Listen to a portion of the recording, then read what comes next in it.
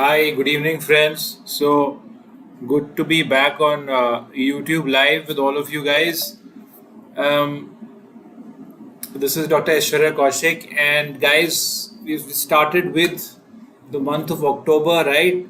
And it's that time of the year when the enthusiasm and the stress also kind of builds up for obviously what is now known as the November INI, but in our times, in our time, it used to be known as November aims, right?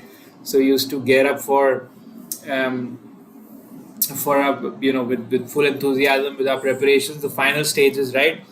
Of course, PGI exam in our time in the November or December PGI exam was not that important for us in MDS because that was the time the second half of the PGI Chandigarh schedule would be open only for JR-ship, right? It was the first half which used to be open for for MDS. But of course now we have a combined exam that's INI. And guys, as far as the paper is concerned, in terms of the intelligence and the sentiment going in, it's more or less the same, because it's like if you see the trend, if you see the favorite topics, it clearly, if we see the trend of INI, there is no significant difference between the November aims and the November INI, or the May aims or the May INI, right? So it clearly shows that the same kind of administration, same kind of people, same set of faculties making these papers, right? So that's one thing. So of course that clearly signifies that you are supposed to do your previous 10 years papers, right? It's nothing new. You are supposed to consider November INI exam equally important in terms of course, importance, and in terms of content and material and the kind of questions that are going to be asked, similar to the November aims, right? Now today, guys, as all of us know, I'm your dental materials and conservative dentistry and endodontics faculty at DBMCI, MDS. I've already talked about cons endo, and today I'm going to be talking about the most important topics for dental materials, guys. And guys, dental materials is a favorite of AIMS and INI people, guys.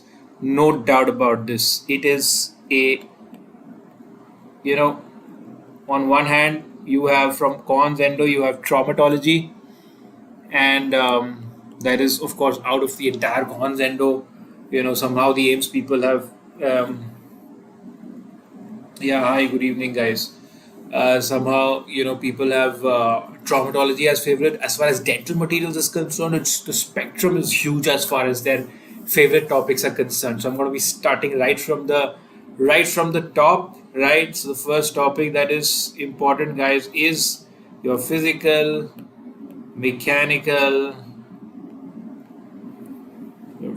mechanical, and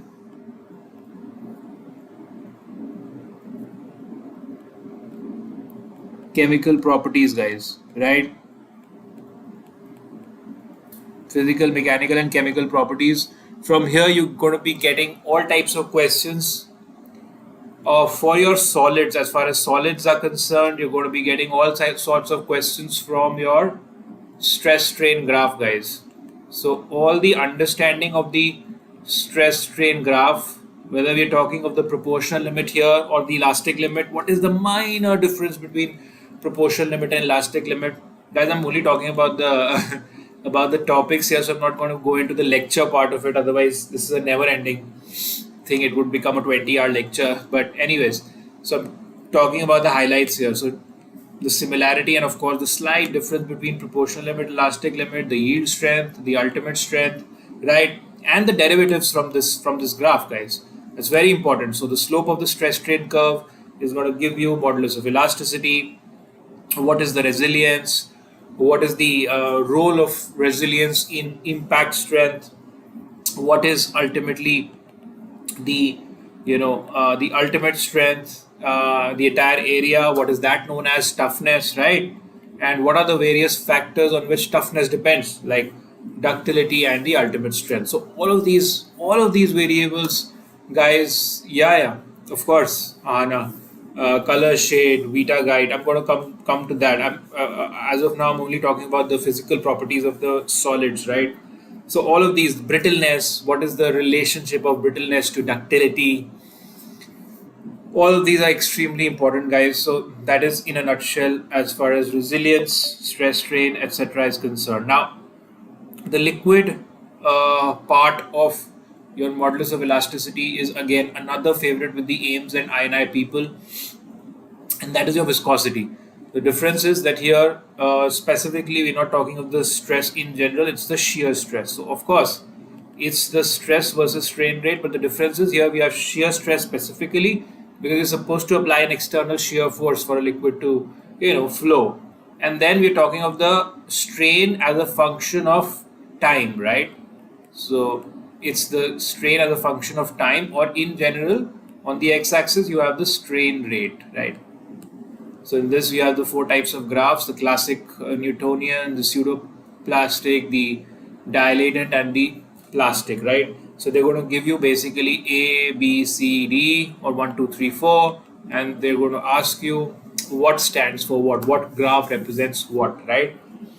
So guys, these are the questions you're going to get from physical properties. Then Ahana, as rightly you said that all the various questions from color, guys. Color is very important. So your Vita classical shade guide is important, guys.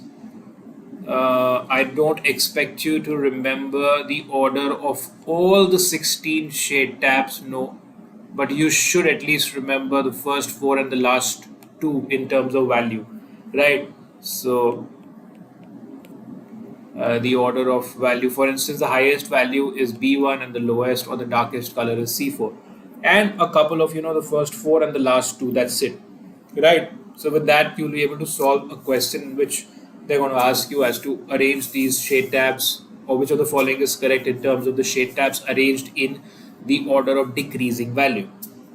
So you should be able to solve that. Then of course you're going to be getting questions between the concept of metamerism, guys, and the versus the Bezold-Brooke effect, right?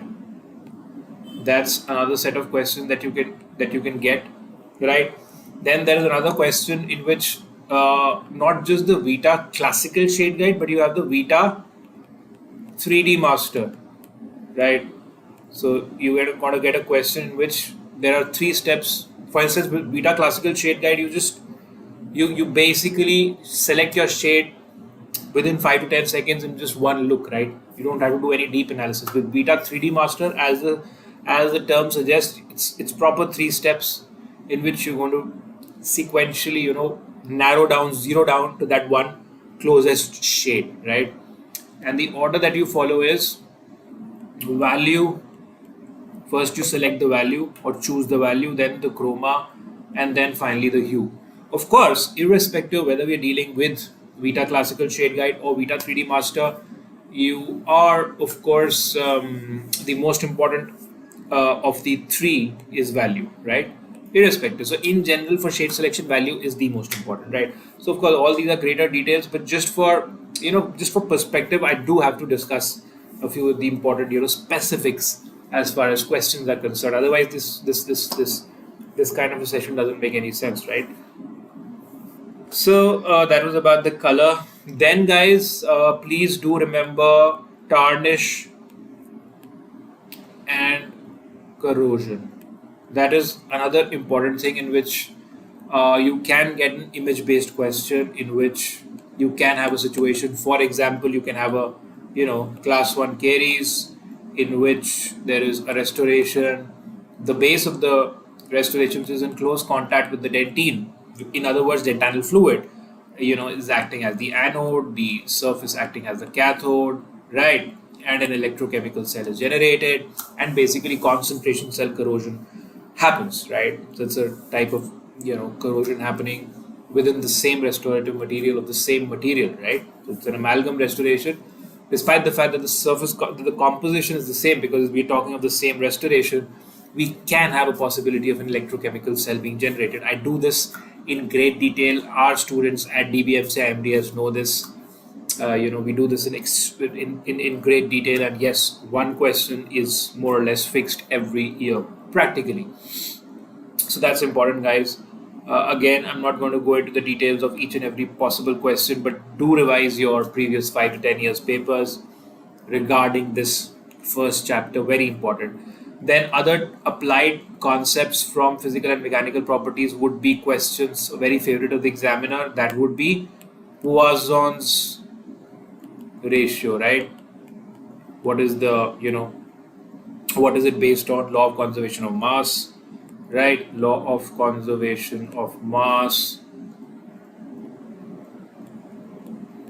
and other things like what is the ratio, what does it represent, and what is the ideal value and what is the practical value. For example, the ideal value is 0.5, the practical value or the real situation value is 0.25 to 0.3, right? So that's another thing, guys. Then what else, guys? We move on to other important topics which are very favorite with the examiner, and that is your metallurgy, guys. Now in metallurgy, guys, you have a whole spectrum of questions that are being asked. One is of course basic, talking of alloys. So one would be, classification of alloys, right? So one classification is your high noble base metal, right? Then correlation of the values of your, of how you correlate, the application of the use of alloys with the kind of porcelain that you are. So I'm correlating metallurgy with dental ceramics here. That if you are using a metal substructure for the fabrication of a PFM crown, then what kind of ceramic are you using to fire on the surface of the metal? Now, in general, it has to be an ultra low fusing, right? Or a low fusing, but preferably ultra low fusing, right? Especially for gold alloys, right?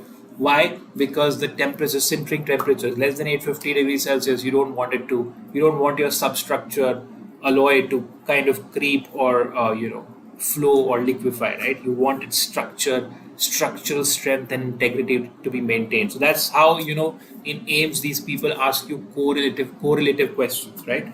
That's how they correlate metallurgy with ceramics. So they expect you to know the classification of ceramics based on firing temperature. So you have ultra low, low, medium, and high fusing, right? And you have to memorize one set of questions is you have to memorize their values, their temperatures, right? So ultra low would be less than 850, then 850 to 1100, 1100 1 to 1300, and greater than 1300 degrees Celsius. That's the firing temperature range, right? Now, very specifically, in general, for the fabrication of PFM crowns, you have to use ultra low or low. You cannot move into the realm of medium and high because there's always a risk of you, during sintering of the ceramic or, baking of the ceramic on the metal substructure, the alloy substructure, there's a threat of liquefying or sagging that metal. Right, guys? Then we have IBQs, and those of you who've just attended our live classes, guys, you all know at DBMCI, MD. Yes, beta. That is dental ceramics. I'm going to come back, Vishnu. I'm going to come to dental ceramics. I was talking about metallurgy actually. So there, I correlated ceramics with metallurgy, but of course, I'm going to be talking about. Yes, tarnish and corrosion, tin oxides, tin oxychlorides, right? Yeah, both are actually very commonly high copper. Yes, so corrosion products for high copper are the same as that of low copper. It's just that high copper takes more time. It takes about more than 2 years for the corrosion products to be released, whereas low copper alloys, the tin is lost within the first 6 months. But the corrosion products are tin oxide and tin oxychloride. Why not? They are more or less the same, right? Anyways, I'll come back to that. As far as metallurgy is concerned, guys, IBQs. Please remember the graph of eutectic, peritectic, the solidification and the supercooling and supercooling of pure metal, right? Then eutectic alloy, peritectic alloy, and of course solid solution. So you can get a graph in which they can, for example, ask you a question like this is a, say a graph, right? So this is a graph of a solid solution. The above curve is liquidus, the lower curve is solidus. Say for example, this curve is represented by ABC, this is ADC. So they would ask you that the entire alloy system, good evening guys. So they would ask you that the entire alloy system exists as a solid below which curve, that the answer would be ADC, right? So you have to understand the interpretation of solid solution graph, identify first of all which graph represents what, eutectic, peritectic, and so on, right? Then guys, there's a recent trend of again comparative analysis, comparative properties of gold alloys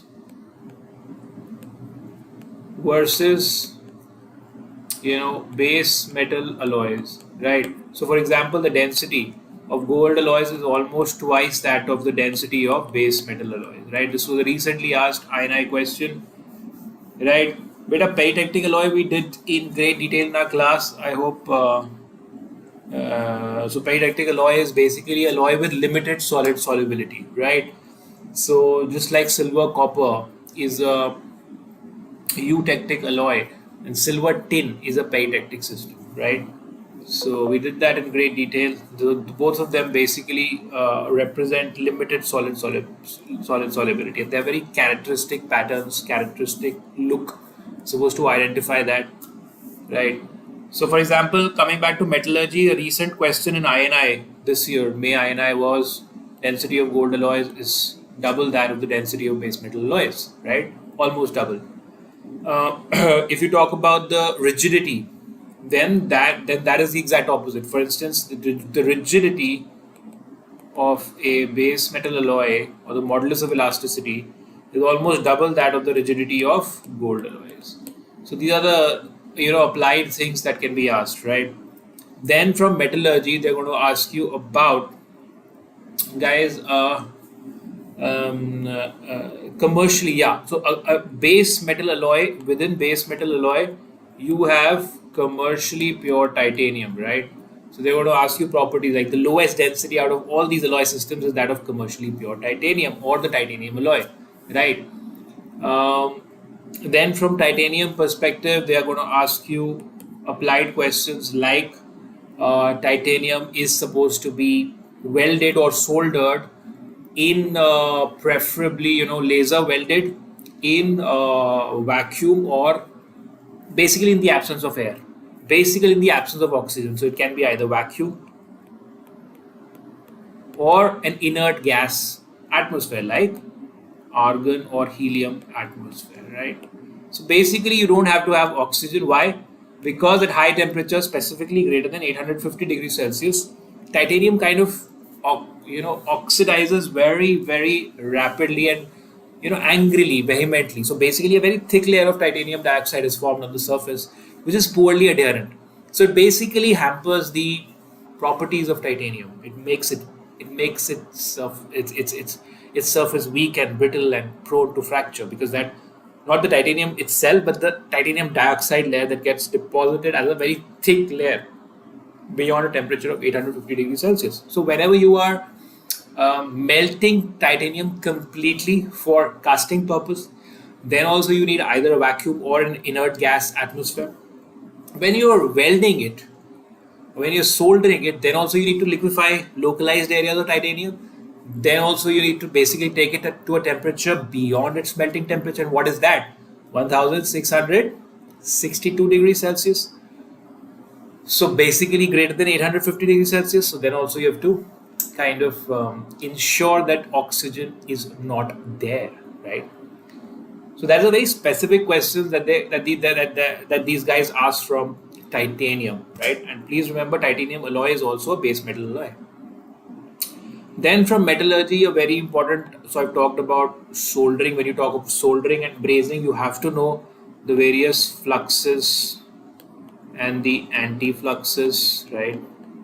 That has to be memorized. For instance, for which is the flux for what are the three types of fluxes, which is the flux for gold alloy, which is the flux for base metal alloy, right? What are the anti-fluxes? They can ask you a question in terms of the fact that all of the following are anti, yeah, 1662 degrees Celsius. Did I say 1668? Okay, 1662, right? Then they will ask you a question. All of the following are anti-fluxes except, right? So rouge, graphite, they're all anti-fluxes, right? So you have to memorize these terms. We've discussed that. I always discuss this in my class, guys. So remember, your from metallurgy, your basic alloys, alloy systems. Heating units is not that important, guys. Of course, soldering, the kind of torch melting, and the oxidizing part of the flame, the reducing part of the flame. Yes, you're supposed to remember the flame. You're supposed to remember the parts of the flame. You're supposed to remember which fuel is best, like propane versus acetylene, which one is better, so on and so forth, right? Then, guys, so I was putting it this in a nutshell: metallurgy. So images of your graphs, your classifications, your soldering and brazing, then the comparative properties in terms of density and modulus of elasticity of gold alloys versus base metal alloys, certain specific things regarding titanium alloys and commercially pure titanium.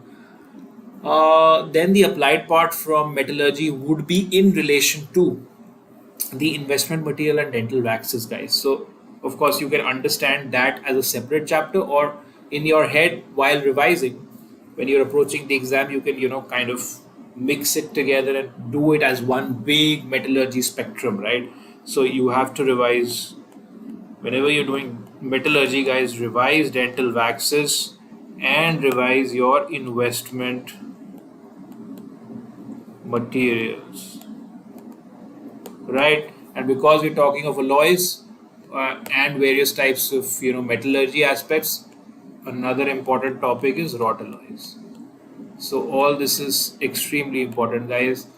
Dental waxes, type 1, type 2. Of course, someone, our student only, you've asked us, so type 3 and type 4, frankly, I've seen Phillips, I've seen Craig.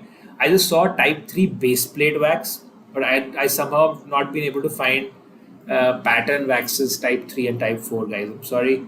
I don't think that should be important for the exam, but I'll keep looking. I don't think we have a proper documentation of type 3 and type 4. Definitely, these questions are very standard questions. So your questions will be formed from Phillips, not even Craig. Guys, so dental waxes, remember the flow properties, the maximum and minimum at 45 degrees Celsius for both type 1 and type 2, and the flow at 37 degrees Celsius, the maximum for type 1, and at 30 degrees Celsius, that is 1% maximum for type 2. Then, guys, remember the composition. Now, these are new questions, like they're asking about paraffin, they're asking about carnauba, candelilla. Like carnauba and candelilla, both are basically components which reduce the flow, increase the hardness of the wax. So they're going to ask you these questions in different forms. Then from dental waxes, of course, when you talk of in relation to the investment materials and the casting defect. So investment materials, remember, guys, important points from all the three are important: gypsum bonded, phosphate bonded, and of course silicate bonded investment materials. So remember all the three. Remember the casting defects and porosity, guys, very important. Porosity, the entire classification: solidification defects and porosity due to trapped gases, guys. Remember that. All the subtypes, the definitions. I do this in great detail in my videos, both in rapid revision, both in live classes, recording everything, because this is the applied part, right? So this is always a favorite. Again, one question, almost every paper is guaranteed from porosity, guys, right? So remember that. Then What else was there? The types of investment machines, frankly, guys, hasn't been asked in the previous few years. You can revise them: induction, casting, electrical, heating machine, torch melting. But frankly, the different types of machines and their details have not been asked in the previous few years. So I'm not expecting a question from there. Wrought alloy is extremely important, guys. Small chapter, extremely important. So remember your stainless steel, comparison of stainless steel with LG alloy. Remember the fact as to which one has got the maximum stiffness or modulus of elasticity, which one has got the maximum yield strength, which one has got the maximum number of cold bends or ductility, right? So stainless steel versus LG alloy versus nickel titanium versus beta titanium. So all these four and these two three properties are extremely important, guys. You have to memorize them, right? That is what is primarily important. Wrought alloys, then of course the process of annealing, right? uh, what are the three stages? The MCQs asked as to the three stages of annealing, for example, are recovery, recrystallization, grain growth. So they'll jumble up the sequence and ask you the question, right? So primarily these are the important things from wrought alloys, guys. Yes, some detail about stainless steel. You have ferritic type, you have austenitic type, and you have martensitic type, right? So they're going to ask you details as to, first of all, ferritic is not very important. Austenite is very important in terms of best corrosion resistance. Why? Because it has got the greatest chromium content, right? It is used for making three things. One is your stainless steel orthodontic wires, then your endodontic files, that of course is my specialty, and your pediatric crowns, right? Um, then we have the fact that if I remember this correctly, guys, nickel plays a very important role during cooling when the for the stabilization of the austenitic phase of the austenite type of stainless steel. So these are all important points. Then there's another very applied important question from orthodontic perspective, that copper plays a very important role in kind of bringing back the um, shape memory of your NITI files. NITI, I'm not talking of stainless steel here, but the NITI files back to the austenite state at room temperature, right? So that's another important MCQ in terms of what do you dope your material with. Add, for example, you add some amount of copper to NITI so as to stabilize or bring back the austenite phase of the your orthodontic wire, orthodontic nickel titanium wire, in order to achieve good tooth movement, right? So similarly, beta titanium, you basically dope it with molybdenum, right? So as to ensure that titanium at room temperature exists in the beta state, beta crystal structure instead of alpha type. So all these things are important, guys. I think wrought alloy is another, as I said, small chapter but big. Biocompatibility of pulpal response beta in the decreasing order. So if we talk about the worst, I think the good ones are zinc polycarboxylate, and zinc oxide eugenol. The good ones are your the good ones are your zinc polycarboxylate, zinc oxide eugenol. The bad ones, guys, are the zinc phosphate and GIC. Now, as far as decreasing order is concerned, they won't ask you guys, because you know what? In the Phillips table, it's given mild to moderate, mild slash moderate. So you have 2323 cements which have got a similar response, right? So, for instance, if you talk about the response, pulpal response of zinc polycarboxylate would be mild, But if you talk of GIC and zinc phosphate, would be mild to moderate. Now, in order to kind of differentiate that and put one over the other, in which both are talking about mild to moderate, that would be tough. So I don't think, like in solubility, we spend a lot of time, isn't it, in trying to figure out the correct order, both in distilled water and the oral cavity. I think with biocompatibility, it's tough to find a specific order because these cements overlap, right? In terms of, but still, if there is any something, beta nitai and ortho wire actually, you will find this in greater detail in the GT discussion videos. They're going to be uploaded soon. But basically, I was talking about nitai, uh, orthodontic wires being doped with copper. So what happens is, um, oh, thank you, doc. So what happens is, guys, so listen to this carefully. I mean, this is slightly confusing. Basically, what happens is, have you ever seen orthodontic treatment cases, guys? After treatment, all the patients seem to be having a similar kind of arch, isn't it? Isn't it? It's like the outcome is kind of similar. Everyone has got this perfect view arch immediately after orthodontic treatment. I'm not talking of relapse, but immediately after orthodontic treatment. Why? Because that's the shape of the wire, right? So you basically create a nice, kind of a horseshoe, open U type of a, open V kind of a, arch, which is an ideal arch, right? And that's the shape that you give to your night eye wire, right?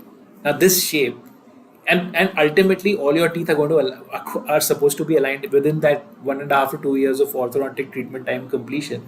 They're going to be aligned like this. So therefore, all the patients with different kinds of malocclusions ultimately end up having this, right? Now, how does this happen? This basically happens because your night eye wire is in this original this shape, and it's trying to pull all your teeth back to this shape, right? So how does this happen? So at 480 degrees Celsius, now listen to this carefully. At 480 degrees Celsius, guys, yeah, exactly. So at 480 degrees Celsius, the night eye wire is given this shape, and this is at its in its austenite phase, right? Now, when you get it back to the room temperature, it's in the twined martensite state, right? Twining is basically mirror like, a mirror like appearance.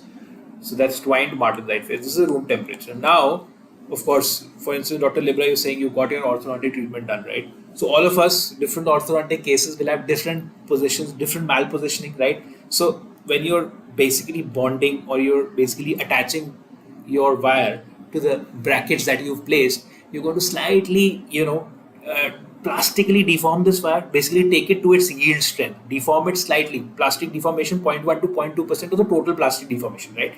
So that is going to take it to the detwined martensite phase. That's the crystal structure basically, right? Right. And then my aim now is that when my teeth are like, haphazard, orthodontic patients have got, all these haphazard teeth, right? Teda meda teeth, right? So now my aim is to basically, I've done my wire bending slightly and deformed my night eye wire to a slight level of plastic deformation, right? Which of course is tough, but it can be done up to certain extent, despite the fact that night eye is very flexible. So it'll try to come back to its original position, but you can plastically deform it, right?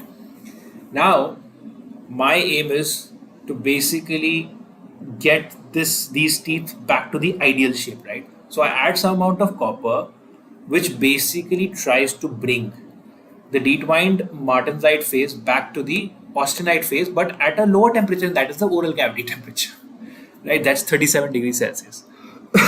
And that's why all of us have got this ideal arch after orthodontic treatment, right? I also should have got it done when I was small, but yeah, probably, yeah, because of whatever reason, I did not get any orthodontic treatment done. But yeah, that's what happens, right? So basically, this is what I was talking about. You add some amount of copper, and it basically gets you to the original, gets the deformed night eye wire back to its ideal manufacturing shape, so that your teeth are also pulled to that position at a lower temperature, and that is because of doping your night eye with copper. That's the role of copper, right, guys? So, anyways, Okay, moving to other important topics, like guys. So I've discussed, do your dental waxes, do your investment materials, do your um, investment materials, waxes, metallurgy, wrought alloys. Don't go too much into the detail of cast alloys, just the basic classifications and some relative properties like modulus of elasticity and density, etc. Then we have gypsum products, guys. Gypsum products, very important. Each and everything. Setting expansion, setting time, working time, everything, right? Then impression materials, guys. Most important is, of course, your not hydrocolloids first, but your elastomers. So most important in that order would be elastomers, then your hydrocolloids, and least important, of course, is your zinc oxide eugenol, impression plaster, and your impression compound. That's very less. That's least important, right, guys? Within impression materials, right? Then the techniques of taking the impression, multiple mix, single viscosity technique, and your putty wash. Which impression, comparative properties of elastomers, very important. Their tear strength, their elastic recovery. Um, Thank you, doc. It's your tear strength, their elastic recovery, um, dimensional stability, applied aspects, like as I discussed that table with you guys in the class, that your rough and uneven surface, what are the causes? Irregular voids, what are the causes? Air bubbles, what are the causes? Uh, Rough and chalky surface of the cast, what are the causes? Distortion, what are the causes? So, guys, you have to continuously revise that, keep rotating it in your head, keep doing your MCQs, guys. Just 1 month, 1.5 months left, so keep doing your MCQs, guys, right? I mean, it's not possible to keep on reading the book, but just wherever you feel the need, just refer to your book, right? So referring to the book is one thing, reading the entire chapter is another. You cannot read the entire chapter, so just keep referring, right? um what else, guys? Yeah, polymers, guys. Favorite with the AIMS people, dental polymers, right? So in this, I would also recommend you to basically do certain important things about denture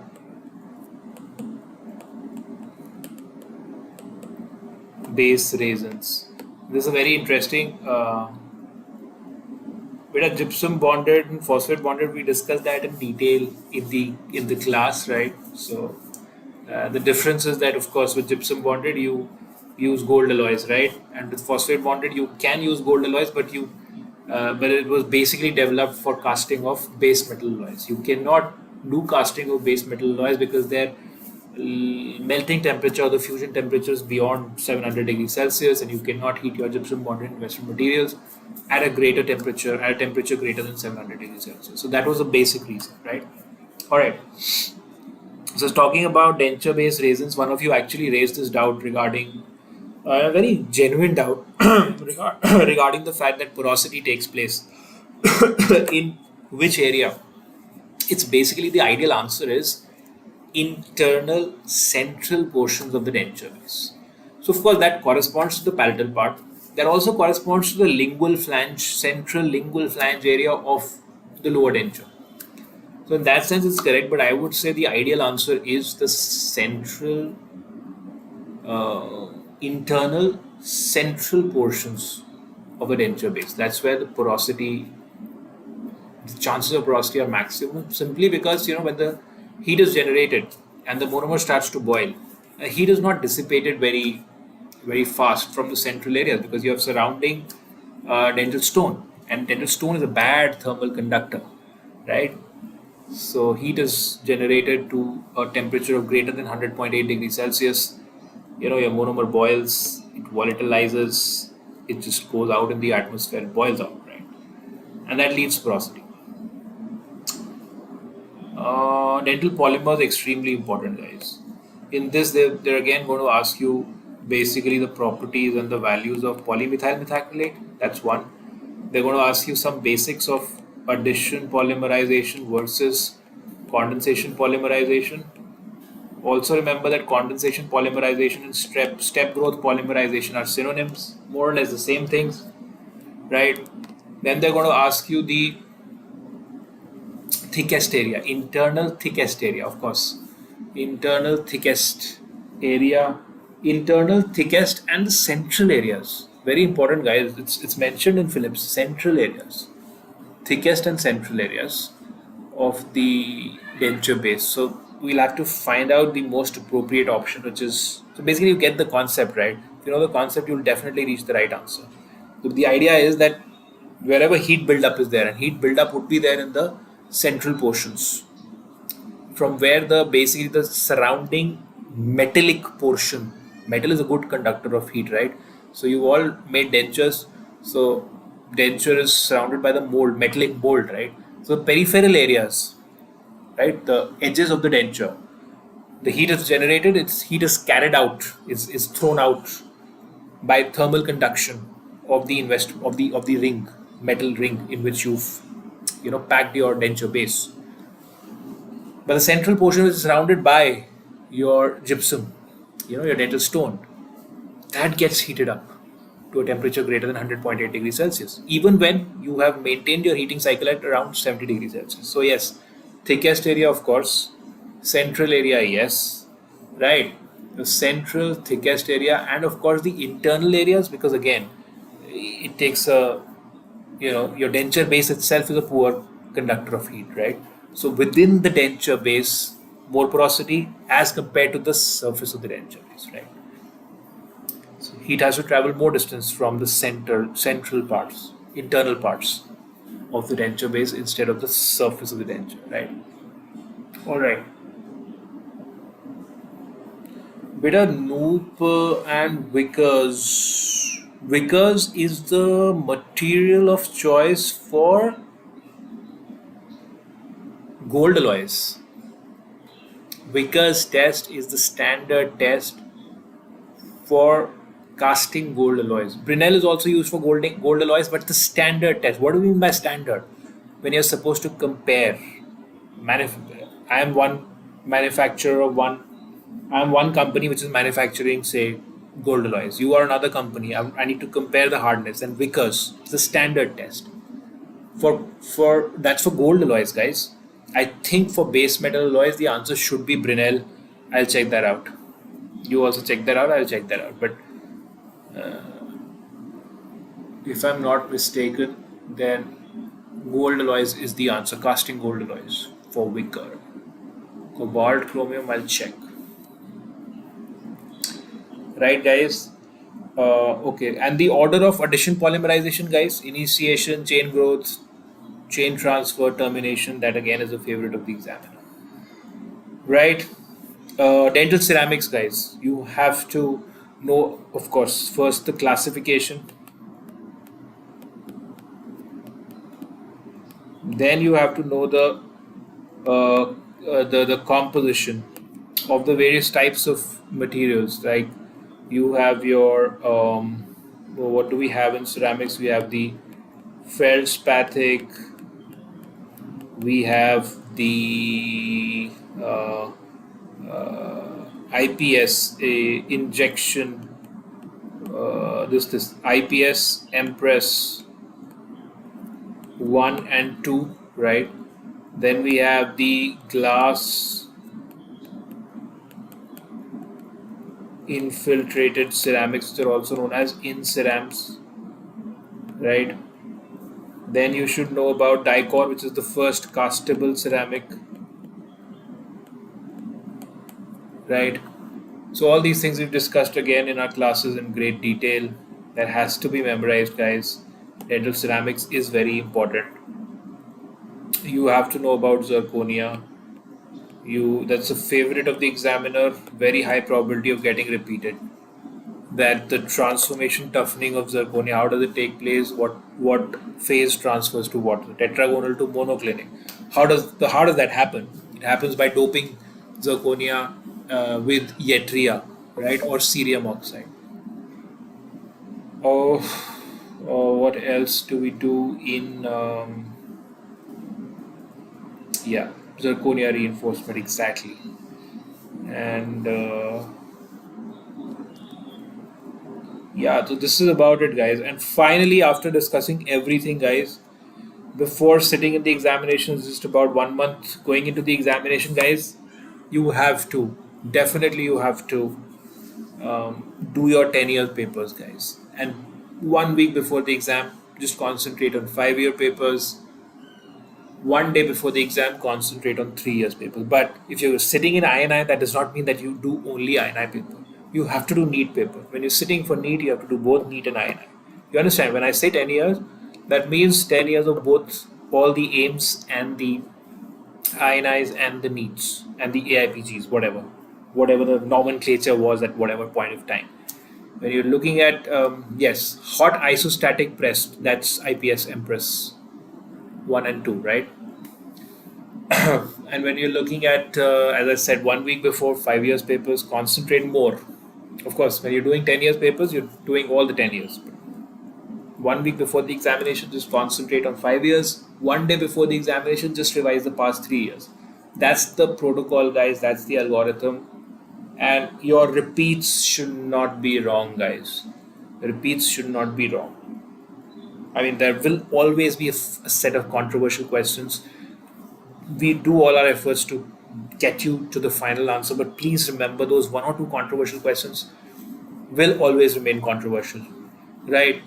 New questions. I mean, of course, if you end up marking the new questions right, you get a very high rank. But you will definitely get a rank in your NEET exam and get a decent, good college if you do not do your standard repeats wrong, right? Guys? That is the mantra of getting a rank. And then of course high ranks, very high top 10, top 20, top 5 ranks are that depends on a lot of factors. Some amount of luck, some amount of belief, some amount of course, consistency during the past 5 years. But of course, sitting for the examination, the first target is to get a good rank, not necessarily in the top 10. That will happen if it has to happen, right, guys? Chalo, I'll check up this answer for cobalt chromium alloys hardness test, right? And I'll stay connected, guys. And of course, for the rest of you, I mean, of course, for my DBMCI MDS students, guys, I'm seeing you again tomorrow evening with Quanz Endo. For rest, all of you who are tuned in to the YouTube live, who are not officially a part of DBMCI MDS, guys, best wishes to all of you as well. Uh, Remember, guys, all of us can get a rank. Please don't see the number of seats and the number of applicants. You have to get a seat. You work hard, you'll get a rank. Right? It has happened with us. We've done it. You will also do it, guys. Right? So stay focused, guys. Keep believing in your God, and best wishes to all of you. Thank you, guys. Yep. Thanks, guys. See you around. Thank you.